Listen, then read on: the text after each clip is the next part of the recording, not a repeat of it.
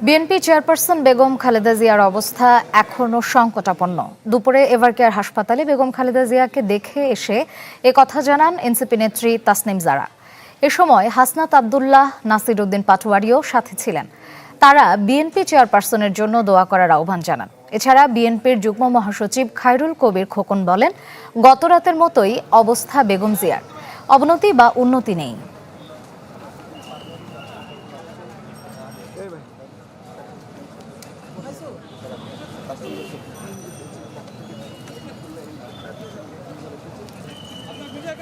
ওনার শারীরিক অবস্থা ক্রিটিক্যাল, তবে স্থিতিশীল আছেন। উনি এখনো ফাইট করছেন। একটা অপারেশনের মধ্য দিয়ে উনি গিয়েছেন, ওনাকে মেডিকেলের অত্যাচারের মধ্য দিয়ে গিয়েছেন। আমার মনে হয় আল্লাহ ওনাকে হাসিনার ফাঁসি দেখা পর্যন্ত ওনাকে যেন আল্লাহ বাঁচিয়ে রাখেন। তাকে এখন আবার তাকে পরীক্ষা করা হচ্ছে, তার ডাক্তাররা নিয়ে গেছেন ওটিতে। আমরা আশা করছি, দোয়া করছি যে তিনি দ্রুতই হয়তো সুস্থ হয়ে ফিরবেন। ম্যাক্স, দেশের সবচেয়ে শক্তিশালী 52.5 এন গ্রেডের পিসিসি সিমেন্ট। খালেদা জিয়ার শারীরিক অবস্থার আরো খবর জানাতে এভারকেয়ার হাসপাতাল থেকে যুক্ত হচ্ছেন সহকর্মী সুলতান মাহমুদ আরিফ। যাচ্ছি তার কাছে। আরিফ, চিকিৎসকের কাছ থেকে সবশেষ কি খবর জানতে পেরেছেন, আর নেতাকর্মীরা যারা দেখতে এসেছিলেন তারা কি বলছেন? এখন পর্যন্ত এভারকেয়ার হসপিটাল থেকে যে ডাক্তাররা, তারা এখন পর্যন্ত সকাল থেকে খালেদা জিয়ার যে অবস্থা নিয়ে এখন পর্যন্ত কোনো ব্রিফ করেননি, কিংবা শেষ কোনো তথ্য কিন্তু এখন পর্যন্ত দেননি। তবে তাকে সকাল থেকে দেখার জন্য বিভিন্ন রাজনৈতিক দলের নেতাকর্মী যারা রয়েছেন তারা হসপিটালে এসেছেন। বিশেষ করে এনসিপির যে নেতৃবৃন্দ রয়েছেন তারা এসেছেন, এবং বিএনপির যে সমস্ত নেতাকর্মীরা রয়েছেন তারাও কিন্তু এসেছেন। তবে কেন্দ্রীয় পর্যায়ের কোনো নেতাকর্মী সকাল থেকে আসেননি, যেহেতু হসপিটালের সামনে ভিড় করা এটি তাদের দলীয় পক্ষ থেকে একটি নিষেধাজ্ঞা রয়েছে, যেন কোনো রকম ভিড় না করে। তবে এনসিপির 3 সদস্যের প্রতিনিধি দল এখানে এসেছেন। হাসনাত আব্দুল্লাহ এসেছেন, নাসির উদ্দিন পাটোয়ারি এবং তাসনিম জারা এসেছেন। এসে কিছুক্ষণ আগে তারা ব্রিফ করেছেন। তাসনিম জারা যেমনটি বলেছেন যে বেগম খালেদা জিয়া একটি ক্রিটিক্যাল মুহূর্ত পার করছেন, তিনি ফাইট করছেন নিজের জীবনের সাথে। তবে তার অবস্থা গতকাল রাতে ঠিক যেমনটি ছিল এখন পর্যন্ত ঠিক তেমনটি রয়েছে।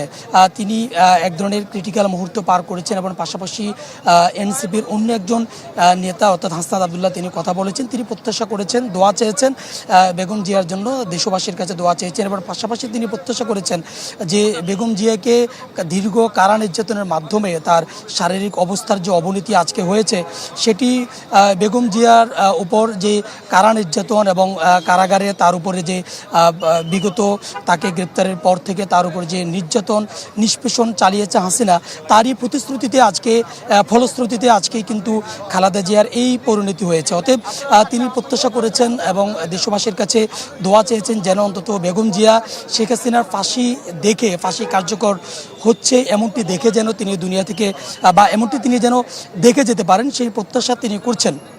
এবং পাশাপাশি আমরা বিএনপির যে সমস্ত নেতৃবৃন্দ এসেছেন তাদের সাথে কথা বলার চেষ্টা করছি, এবং বিশেষ করে খায়রুল কবির খোকন তিনি কিছুক্ষণ আগে বিএনপির যে চেয়ারপারসন বেগম খালেদা জিয়াকে তিনি দেখে হসপিটাল থেকে তিনি বের হয়ে তিনি তার সাথে আমরা কথা বলার সুযোগ হয়েছে। তিনি যেমনটি জানিয়েছেন যে আসলে বেগম জিয়ার অবস্থা অবনতি কিংবা উন্নতি কোনোটাই কিন্তু হয়নি। তিনি স্থিতিশীল অবস্থা রয়েছেন, সংকটাপন্ন অবস্থা রয়েছেন। তবে তিনি তার সাথে ইশারায় কথা বলা কিংবা ডাক্তাররা তাকে যেভাবে নির্দেশনা দিচ্ছেন, বেগম জিয়া কিন্তু সেই নির্দেশনা ফলো করছেন, এবং সে অনুযায়ী তিনি বেগম জিয়া যে ডাক্তারদের নির্দেশনা বা ডাক্তাররা কোনো কিছু বললে সেটাকে রেসপন্স করা, সেটি কিন্তু খালেদা জিয়া করছেন, এমনটি কিন্তু তিনি জানিয়েছেন। এবং পাশাপাশি আমরা তার কাছে জিজ্ঞেস করেছিলাম যে তারেক রহমানের দেশে আসা, যেহেতু খালেদা জিয়ার একমাত্র বড় সন্তান যিনি রয়েছেন তারেক রহমান, তিনি আসলে দেশে ফিরবেন কিনা। যেহেতু তারেক রহমান একটি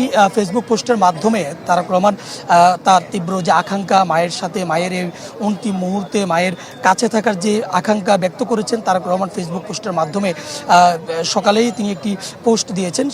আমরা এজন্য খায়রুল কবির খোকন তার কাছে আমরা জানতে চেয়েছিলাম যে তিনি কবে নাগাদ দেশে ফিরতে পারেন, এবং সেটি খায়রুল কবির খোকন যেমনটি বলেছিলেন যে খুব অল্প সময়ের ভিতরেই তারেক রহমান দেশে ফিরতে পারেন, এবং দেশে ফেরার যে আকাঙ্ক্ষা সেটি কিন্তু জানান দিয়েছেন।